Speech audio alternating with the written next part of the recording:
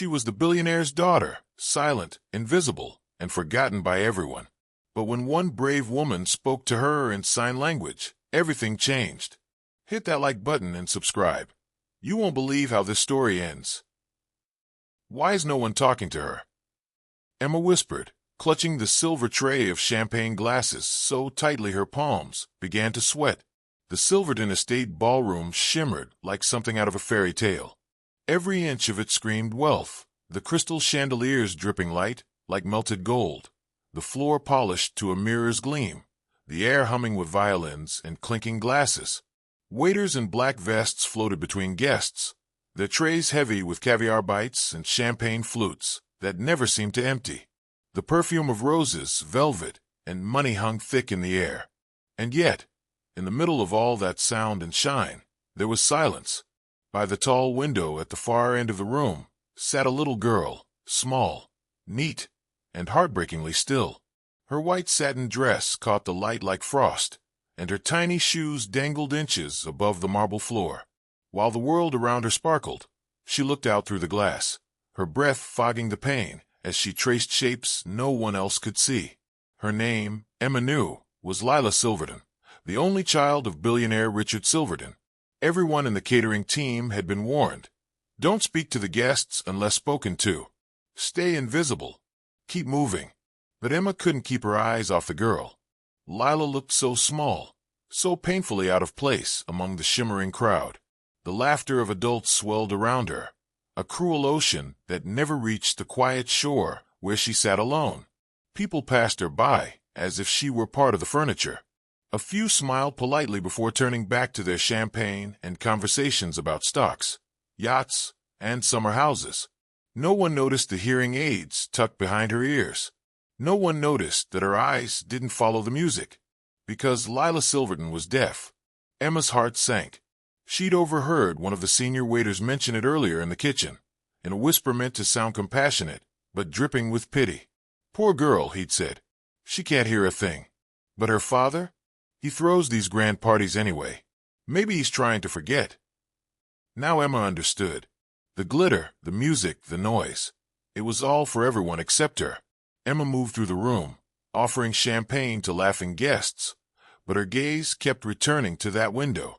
Lila's fingers were still tracing invisible circles on the glass, her lips moving slightly, perhaps whispering to herself or pretending to talk to the stars beyond the curtains. Something deep inside Emma stirred. She knew that look, the look of someone present but unseen, the same look she'd worn countless times growing up in a world that moved too fast for her to catch up. After her parents died, she'd been raised by her grandmother, who worked double shifts as a housekeeper.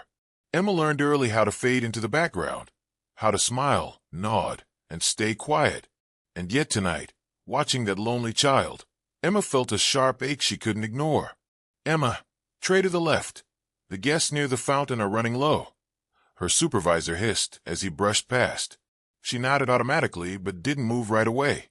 Her eyes were still fixed on Lila. The girl had turned now, facing the crowd, her expression caught between curiosity and longing. Every few seconds, she'd raise her head, maybe hoping someone would notice her, a cousin, a family friend, her father. But no one did. Across the room, Richard Silverton was surrounded by powerful men in tailored suits. They laughed too loudly, clinking their glasses in admiration. Emma caught bits of their conversation. Something about mergers, stocks, expansion. Lila's father didn't glance once toward his daughter. Emma's throat tightened. She'd seen parents distracted before, people glued to their phones while their kids tugged at their sleeves. But this was different. This wasn't just distraction, it was absence. The violin music swelled, and the laughter grew even louder. Lila winced, though she couldn't hear the noise. She must have felt it, the vibrations through the floor, through the air. Her fingers stilled, then curled into her lap. She lowered her head. Emma's pulse quickened. Every instinct told her to stay put, to follow the rules. But another voice whispered louder, "If you don't, who will?" She looked around. The other waiters were busy refilling glasses and clearing trays. No one was watching her. Very slowly, Emma set her tray down on a nearby table. She smoothed her uniform and took a deep breath. Her heart thudded against her ribs, but she pushed through the fear. The crowd blurred around her as she crossed the room. A waiter shouldn't be walking toward the host's family, but she didn't care. Step by step, she approached the window where Lila sat. The light from the chandelier softened as she drew closer, the music fading into a distant hum. When she reached the girl's table, Lila looked up, startled. Her green eyes were wide, searching. She blinked at Emma, uncertain. No one had come near her all night. Emma smiled, nervous but gentle. "Hi there," she said softly, pointing at herself. "Emma." Lila's gaze flickered to Emma's lips, trying to read them. Her brows knitted. Then she shook her head slowly. Emma froze. For a heartbeat, she didn't know what to do. Then, like a sudden memory, she remembered the small, warm hands of her younger brother Liam. He'd been born deaf. Emma had learned sign language as a teenager to speak with him. It had been years since his passing, but the gestures were still hidden somewhere in her bones. She hesitated, then slowly raised her hands and signed. "Hello. My name is Emma." Lila's expression changed instantly. The confusion melted into surprise, and surprise into something radiant, pure joy. Her lips curved into a smile, so bright it made the whole golden ballroom seem dull. She signed back, quick and clumsy with excitement. "You know sign." Emma nodded, smiling back. "A little," she signed. Lila's shoulders lifted as if a weight had fallen away. Her eyes glimmered. She began signing rapidly, her hands flying with the eagerness of someone who had been waiting far too long to be understood. Emma laughed softly, trying to keep up. Their movements were silent but full of meaning, a language of light and hands and hope. Across the ballroom, a few guests had started to notice. A waitress kneeling beside the billionaire's daughter, both of them laughing in complete silence. It looked strange, even beautiful. But Emma didn't see them. For the first time that night, the noise around her disappeared entirely. In a room full of voices, she had finally found the only one that truly mattered. And that was the moment everything changed. Emma knelt down beside Lila, careful not to startle her. The soft glow from the chandelier above washed over the girl's pale face, casting tiny reflections in her green eyes. Lila turned her head sharply, startled by the sudden movement. Her gaze locked onto Emma, wary but curious, like a small bird unsure whether to trust a hand reaching toward it. For a few seconds, she didn't move. The ballroom's noise, the laughter, the clinking glasses, the music, blurred into a distant hum neither of them belonged to. Emma gave her a warm smile and pointed to herself. "Hi there," she said softly, her voice gentle, careful. "Emma." Lila's eyes flickered to her lips, trying to make sense of the movements. She blinked a few times, her brows furrowing in concentration, but after a moment, her face fell. Confusion slid into sadness, and she turned away slightly, shoulders slumping. That expression, the quiet ache of not being understood, hit Emma like a wave. She remembered it all too well. Years ago, her little brother, Liam, had looked at her that same way. He'd been born deaf, a bright-eyed boy who loved to draw rockets and chase fireflies.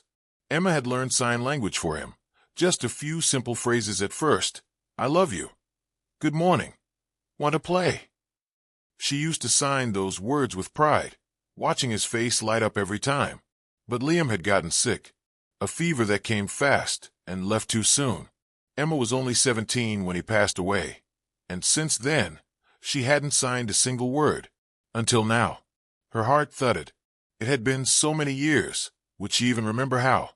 Emma took a slow breath, her fingers trembling slightly. Then she raised her hands, the motions coming back like music remembered in the bones. She signed, "Hello. My name is Emma." For a heartbeat, there was silence. Lila froze, her lips parted, her eyes widening in disbelief. Then suddenly, her whole face changed. She gasped and pressed a hand over her mouth, a small soundless laugh bursting through her eyes. Then she laughed again, shaking her head in delighted shock. Her cheeks flushed pink, her eyes sparkled, and for the first time that night, she wasn't just sitting, she was alive. Emma couldn't help but smile back. "Nice to meet you," she signed clumsily, remembering each motion a second too late. Lila's hands moved fast and graceful, fingers spelling shapes in the air. I'm Lila. You know sign. Emma nodded, her own movements awkward but clear. A little. The girl's joy was contagious. She giggled, silently, but her laughter was everywhere. In her eyes, in her grin, in the way she suddenly sat straighter. It was as if a door had opened inside her, one that had been locked far too long. For the first time that night, she wasn't invisible. Across the room, a few guests began to notice. They turned their heads subtly, curiosity pulling them from their shallow conversations. The billionaire's daughter, usually silent and distant, was suddenly smiling, laughing, even with one of the servers. A murmur spread. Who's that waitress with Lila? Is she signing? That's unexpected. But Emma didn't notice the stares. She was too busy trying to keep up with Lila's flurry of excitement. Lila pointed toward the ceiling and signed something fast. Emma paused, squinting, then laughed when she finally understood. The lights look like stars. Emma nodded and signed back. They're beautiful, but I think you shine more. Lila giggled again, covering her mouth shyly. Then she looked around the room and signed. They never talked to me. Emma hesitated. Why not? She asked. Lila shrugged, her movements slower now. They don't know how. Daddy says they feel awkward, but he's always busy. Emma's heart tightened. She looked around, at the glittering crowd, at the polished shoes and jeweled necks, and realized something she hadn't before. No one here knew how to listen. Not one of them saw the lonely girl at the edge of the room. Lila went on, her sign soft now, uncertain. Sometimes I wish I could hear them, or they could hear me. Emma shook her head, her expression gentle but firm. You don't need to hear them to be special. You're already amazing. Lila's lips curved into a small, grateful smile. She reached across the table and touched Emma's wrist lightly. A simple gesture, but one that said everything. Thank you, she mouthed silently. Emma's chest warmed. She hadn't realized how much she'd missed this, the connection, the beauty of words that didn't need sound. Around them, time seemed to slow. The music played on. The guests chatted and danced, but in that small corner by the window, two worlds had collided, one full of noise, one full of silence, and somehow, they'd met perfectly in the middle. Then came the whispers. A waiter near the buffet elbowed another. Hey, isn't that the Silverton girl? Yeah, the other replied. What's that waitress doing? She's gonna get fired for that. Emma caught the flicker of disapproval in their eyes, but ignored it. Let them whisper. Let them wonder. For once, someone was seeing Lila for who she really was. Not the billionaire's deaf daughter, but a child desperate to belong. They talked, signed, for what felt like forever. Lila told Emma about her dog, Milo, and how he barked even when she couldn't hear him. She told her how she loved to draw faces because eyes spoke the loudest. She even showed Emma a little sketchbook tucked under her chair, filled with pencil drawings, her world in shades of gray and light. You're an artist, Emma signed, amazed. Lila beamed. I draw what I feel. Emma nodded. That's what makes it real. For a brief, shining moment, the grand ballroom, with all its chandeliers and chatter, disappeared. There was only Emma, Lila, and the silent language between them. Then a shadow fell across the table. Someone was watching. Emma looked up, and her breath caught. Standing across the room, eyes fixed on them, was Mr. Richard Silverton himself. Tall, commanding, and dressed in a midnight black suit. He looked every bit the billionaire he was. His expression was unreadable. Surprise? Confusion? Disapproval? Whatever it was, it sent a chill down Emma's spine. Lila didn't see him yet. She was still signing, laughing, telling Emma about her favorite storybook. But Emma could feel it, the weight of the room shifting. Guests followed Silverton's gaze, murmuring quietly. The billionaire's daughter and the catering girl, laughing in silence, breaking every unspoken rule of class and decorum. Emma swallowed hard. For the first time that night, fear crept in. What if she'd crossed a line? But then Lila looked up, following Emma's gaze, and saw her father watching. Her hands stilled. The sparkle in her eyes dimmed. The room seemed to hold its breath. And that was the moment everything would begin to change. Over the next hour, Lila refused to let Emma leave her side. Every time Emma tried to stand, Lila reached out and gently tugged her sleeve, shaking her head with a mischievous grin. It was the kind of smile that had been hidden away for years, a smile finally rediscovered. They sat together by the window, the golden light from the chandeliers fading into a softer, warmer glow as the evening deepened.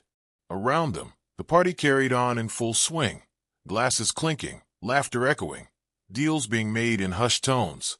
But in that little corner of the ballroom, none of it seemed to matter. In their silent world, they were in their own bubble. Emma signed, slowly but clearly. "Tell me about you." Lila's eyes sparkled. Her hands moved quickly, animated with joy. "I have a dog named Milo. He's huge, fluffy, but he thinks he's a lap dog." Emma laughed softly. She signed back, "What kind of dog?" Lila made a round shape with her arms and exaggerated a panting face. "A golden retriever. He listens better than most people." That made Emma laugh again, the kind of laughter that feels like sunshine breaking through clouds. From there, their conversation flowed like a river. Stories about Lila's favorite books, her favorite desserts, how she loved to draw when the house got too quiet. Then came the stories about the parties, these grand, glittering events filled with music she couldn't hear and voices that never reached her. She signed slower now. "I don't like these parties. Everyone looks at me, but no one talks to me. I feel like—" She paused, searching for the right word, then made the sign for decoration. Emma's smile faded. Lila continued, her expression unreadable. "They think I'm special, but not in a good way. Just different." Emma's heart tightened. She'd seen loneliness before, in herself, in others, but this was something deeper. This was the loneliness of a child, surrounded by people, yet completely unseen. She reached out and gently squeezed Lila's hand. "You're not a decoration," she signed. "You're amazing." Lila looked up, her eyes glistening. She hesitated, then signed. "Dad doesn't think so." Emma frowned. "What do you mean?" Lila's fingers trembled slightly as she continued. "He tries, but when I talk to him and sign, he doesn't look at me. He just says, 'Later, honey,' or 'not now.'" She swallowed, lowering her gaze. "Sometimes I think he wishes I wasn't deaf." The words hit Emma like a blow. For a long moment, she didn't move. The laughter and chatter around them felt distant, unreal, just noise. She looked at the little girl in front of her, her small shoulders drawn in, her heart clearly aching for something as simple as her father's eyes. Emma's hands trembled slightly as she signed. "You are amazing just as you are. You hear with your heart, Lila. That's more than most people ever do." Lila blinked fast, her lower lip trembling. Then she smiled, a small, wobbly smile that seemed to light up her whole face.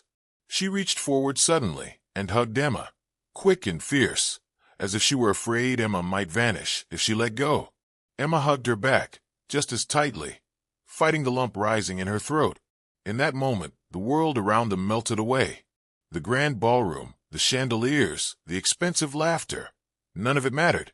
There was just a little girl who had been waiting years for someone to truly see her, and a woman who knew exactly what that felt like. Minutes turned to an hour. They shared secrets, silly stories, even jokes that made no sound but filled the air with joy. Emma learned that Lila loved thunderstorms because she could feel them. The way the floor shook when thunder rolled, the flicker of light before the rain. "You feel the world differently," Emma signed. "That's beautiful." Lila giggled and signed. "You talk with your hands like my favorite teacher did." Emma smiled at that. She had almost forgotten how natural this felt, how powerful silent connection could be. But then, just as Emma was helping Lila show her how to sign friend, a shadow fell over them. "Excuse me." The deep voice cut through the air like a blade. Emma froze.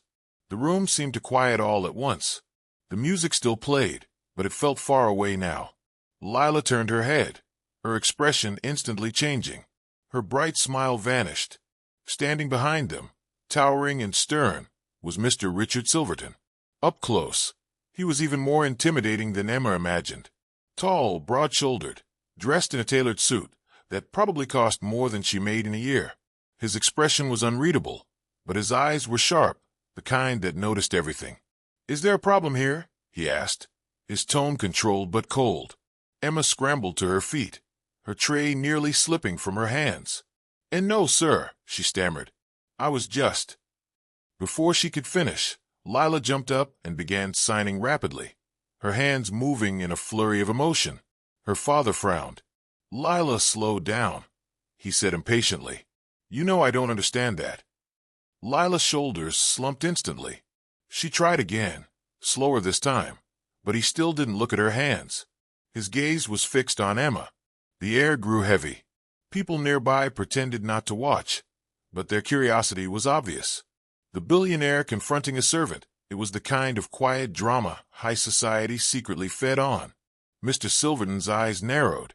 "I asked you a question," he said. "What exactly are you doing here?" Emma's mind raced. She could feel every gaze in the room pressing down on her. Her heart pounded so hard she could barely breathe. She began, her voice trembling. "I was just keeping Miss Lila company, sir. She seemed lonely." His jaw tightened. "That's not your job," he said curtly. Lila stomped her foot, her small hands flying again in a blur of desperate signing. Her expression was pleading, angry, hurt. Her father sighed. "Lila, please," he said, exasperated. "You know I can't." Emma couldn't take it anymore. She took a step forward, her voice barely above a whisper. "She just wanted to talk, sir. She's amazing. She just wants someone to listen." Mr. Silverton's gaze flickered, just for a moment, toward his daughter, then back to Emma. Lila tugged on his sleeve, tears brimming in her eyes. She signed again, slower this time, her hands trembling. Emma hesitated, then quietly translated. "She says she doesn't want to be alone anymore. She wants you to learn her language." The words hung in the air like fragile glass. The guests nearby fell silent, pretending to sip their drinks, but listening intently. For a moment, the mighty Richard Silverton, billionaire, CEO, untouchable businessman, looked utterly lost. He opened his mouth, then closed it again. His eyes darted to his daughter, who stood there looking up at him with tear-filled eyes, and something in him cracked. "I've tried," he muttered under his breath, "but I'm always traveling, always busy." Emma met his gaze, her voice soft but steady. "Then start tonight." The entire room seemed to hold its breath. Lila took her father's hand and placed it against her heart, and for the first time in years, Richard Silverton truly saw his daughter. "She just wanted to talk," Emma said softly, her voice trembling but firm. "She's amazing, sir. She just wants someone to listen." A hush rippled through the glittering ballroom. Moments ago, the air had been filled with laughter, chatter, and music. Now it was as though someone had pulled the sound out of the room, leaving only the faint hum of the chandelier lights and the pounding of Emma's heart. All eyes turned toward them, the billionaire, the waitress, and the little girl caught between them. Mr. Richard Silverton straightened, his face tightening. "She's fine," he said curtly, his tone slicing through the silence. "You can go back to work." He turned as if to walk away, but Lila didn't move. She shook her head fiercely, her small hands trembling as they began to move again, signing fast, desperate, full of emotion that no one but Emma could understand. Her lips quivered as she formed silent words her father never heard. Emma watched her for a moment, her chest tightening. Then she spoke, her voice quiet but carrying across the hushed ballroom. "She says she doesn't want to be alone anymore." Emma translated. "She says she wants you to learn her language." A murmur spread among the guests like a slow-moving wave. Heads turned. Fans stilled mid-flutter. Champagne glasses froze halfway to lips. In a world where power was currency, here stood a man worth billions, and yet, for once, he looked utterly powerless. Richard Silverton's jaw clenched. He glanced around, sensing the eyes of his peers pressing down on him like weight. His business partners, investors, friends, all watching, judging. His voice dropped to a whisper, meant only for Emma, but loud enough for those nearby to catch. "I've tried," he muttered, his composure cracking. "But I'm always traveling, always in meetings. I wanted to learn, I did, but—" He trailed off, his voice breaking. Emma took a small step closer, her tone gentle but unwavering. "Then start tonight," she said. "It's not too late." For the first time, Richard looked at her, really looked. Not at her uniform, not at her place among the staff, but at the woman who dared to say the one thing no one else ever had, that he was failing the only person who truly needed him. He turned slowly toward Lila. The little girl stood there trembling, her big green eyes glistening with tears that hadn't yet fallen. She took a shaky breath, then raised her hands again. Her fingers formed slow, careful shapes, hesitant but full of hope. Emma recognized the signs. "I love you, Daddy." Richard froze. His throat worked as he tried to speak, but no sound came. In that moment, every layer of power, pride, and polish fell away. All that was left was a man and his daughter. Two people separated not by distance, but by silence. Lila took a step forward. Her small hand reached for his, trembling slightly. She placed it gently against her chest, right over her heart. The gesture was simple, but its meaning was profound. "Feel me, even if you can't hear me." Richard's eyes softened. The crowd around them faded into blur and shadow. He sank to one knee, his polished shoes squeaking softly against the marble floor. He met his daughter's gaze, really met it, for the first time in years. And then he whispered, voice cracking, "Teach me." The room seemed to exhale all at once. Lila blinked, stunned. Then her lips curved into the faintest smile, small, hesitant, but radiant. Her tears spilled freely now, shimmering in the golden light. She reached out and touched his face, then signed slowly, deliberately, "I will." Richard mirrored her hands awkwardly, trying to copy the motion. His fingers fumbled, unsure, but his eyes never left hers. And for that brief, beautiful moment, no one in that room cared about business or power. No one cared about money or status. They were witnessing something far greater. A man learning to listen not with his ears, but with his heart. Emma stood quietly nearby, her throat tight with emotion. She'd seen countless parties in this mansion, endless displays of luxury, but she knew she'd never forget this one, because this was the night the Silvertons rediscovered each other. Around the edges of the ballroom, whispers turned into sniffles. A few guests wiped their eyes. Even the musicians had paused mid-song, violins hanging in the air like a held breath. One older woman whispered to her companion, "He's signing. He's really trying." And he was. Richard's movements were clumsy, uncertain, a man more used to commanding boardrooms than spelling love in gestures. But he kept trying. Each time he made a mistake, Lila giggled and corrected him, her tiny hands guiding his. The sight was so pure that even Emma had to blink away tears. Then, for the first time, Richard smiled, a genuine, unguarded smile that softened his entire face. "You'll have to be patient with me," he said. "I'm not very good at this yet." Lila giggled again, shaking her head. She signed, "You're doing great." He looked at Emma for confirmation. "What did she say?" Emma smiled, signing and speaking at once. "She said you're doing great, sir." Something inside him seemed to lift.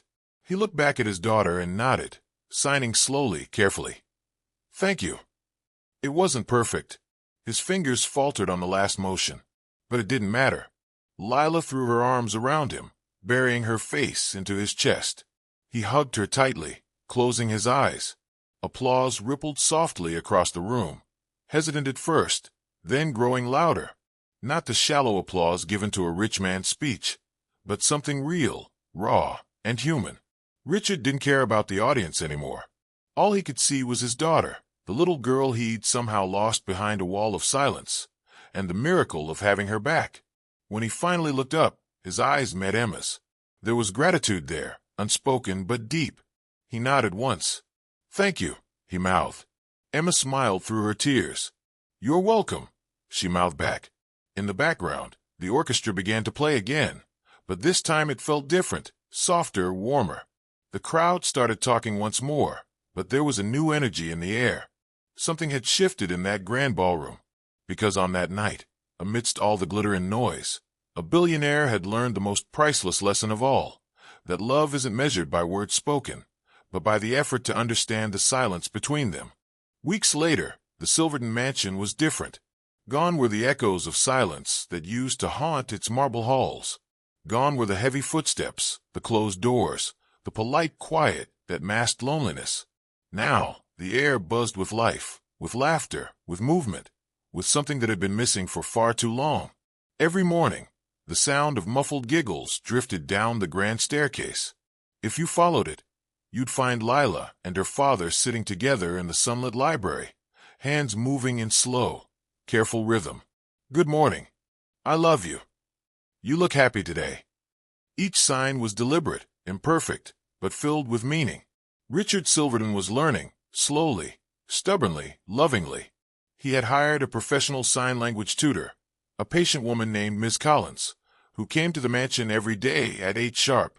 But even when the lessons ended, he kept practicing.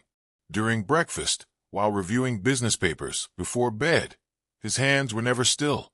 Sometimes he'd even rehearse in meetings, unconsciously tracing signs under the table as he listened to others speak. When his secretary caught him one afternoon, he only smiled and said, "Practice makes perfect." But the change didn't stop there. Mr. Silverton had made it company policy that all senior staff, from the butlers to the gardeners to the security team, would learn basic sign language. "If Lila lives here," he'd said, "then this house should speak her language." Within weeks, the mansion transformed into a place where silence was no longer isolation. It was connection. For Lila, every day felt like a dream. She'd wake up to breakfast with her father, where they'd sign about the day ahead. She'd walk the gardens and chat with the staff, thrilled to see even the old gardener, Mr. Beale, signing clumsily, "Beautiful flowers today, Miss Lila." Her world, once quiet and lonely, was now full of voices she could finally understand. And yet, one person was missing: Emma. After that unforgettable night in the ballroom, Emma had gone back to her small apartment, unsure of what her future held. She never expected to hear from the Silvertons again. To her, it had been just one act of kindness, something anyone should have done. Then one sunny afternoon, as she was helping her mother with errands, a courier arrived. He handed her a white envelope sealed with gold wax, the emblem of the Silverton estate pressed into its surface. Her heart skipped. She sat down at the kitchen table, carefully breaking the seal. Inside was a single sheet of fine cream paper, written in elegant handwriting. "Dear Emma, thank you for giving me back my daughter. You showed me that listening doesn't always need ears, just a willing heart.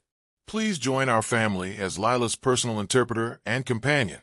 You'll never be just staff again. Richard Silverton." By the time she finished reading, Emma's hands were trembling. Tears blurred her vision. She thought back to that night, the lonely little girl in the corner, the one everyone ignored, the one she couldn't walk away from. That single decision, that single moment of courage, had changed everything. 2 days later, Emma arrived at the Silverton mansion once again. But this time, she wasn't carrying a tray of champagne glasses. She was greeted at the door by Lila herself, who came running down the marble steps, arms wide open. Her laughter was silent, but her joy filled the air like music. She signed furiously, "You came. You really came." Emma laughed through tears, signing back, "Of course I did. You didn't think I'd miss you, did you?" From that moment on, Emma and Lila were inseparable. They spent their days exploring the mansion's gardens, feeding the ducks by the pond, baking cookies in the giant kitchen. Emma helped Lila with her lessons, and in turn, Lila taught Emma new signs she'd learned from her tutor. Their secret jokes, their stories, their conversations, they built a world entirely their own. And in the evenings, when the sun painted the sky gold, Richard would join them, sitting cross-legged on the carpet as the two girls giggled and practiced with him. It wasn't perfect. His fingers were stiff, his signs awkward, but he tried. And every time he got it wrong, Lila would gently correct him, smiling as she did. He wasn't just learning sign language anymore. He was learning how to listen. Weeks turned into months, and soon, another grand party was announced, this time, to celebrate a new foundation Richard had created in Lila's name, the Hear with Heart Foundation, supporting children with hearing impairments. The mansion sparkled once again, crystal chandeliers, live orchestra, reporters, and guests dressed in their finest. But this time, something was different. In the center of the ballroom stood a small stage with 2 microphones, one for speech and one for light. When the lights dimmed, Richard Silverton walked up to the stage. His tailored suit gleamed under the spotlights, but his expression was calm, grounded. Beside him stood Lila, radiant in a silver dress, holding his hand tightly. The room fell silent. He cleared his throat, took a deep breath, and began to speak. "Good evening, everyone." His voice was strong, but it wasn't the only thing speaking, because as he spoke, his hands moved in perfect rhythm. Each word he said was echoed in sign language, clear, practiced, and full of emotion. "I once thought success was about numbers," he said, his voice carrying across the hall. His hand signed work, money, power. "But now I know," he continued, his hands moving gracefully, "that true success is hearing the people who can't speak loud enough for the world to notice." Lila stood beside him, beaming, signing along. The crowd was spellbound. Reporters lowered their cameras. Guests exchanged teary glances. Some smiled through their emotion. Others simply stared in awe. Richard continued, his hands moving with newfound confidence. "My daughter taught me that love doesn't always sound like words. Sometimes it looks like this." He turned toward Lila, signed "I love you," and kissed the top of her head. The applause that followed was thunderous, not out of politeness, but from hearts deeply moved. For the first time, people weren't applauding the billionaire, they were applauding the father. Emma stood near the back, tears streaming down her face, clapping with everyone else. She felt a warm hand slip into hers. Lila had come running down from the stage, grinning ear to ear. "We did it," she signed, her eyes shining. Emma smiled back, nodding. "You did, sweetheart. You changed the world." The music swelled again, soft and full of life. The chandeliers glittered like stars. But this time, the Silverton estate didn't feel like a palace of marble and gold. It felt like a home. And in that home, 3 people, a father, a daughter, and a kind-hearted woman, had learned something far greater than language. They had learned to listen with love. Because sometimes, the most beautiful conversations are the ones spoken without a single word. This story reminds us, listening isn't just with the ears, it's with the soul. Thank you for being here. Don't forget to like, subscribe, and turn on the notification bell so you never miss another story that warms your heart.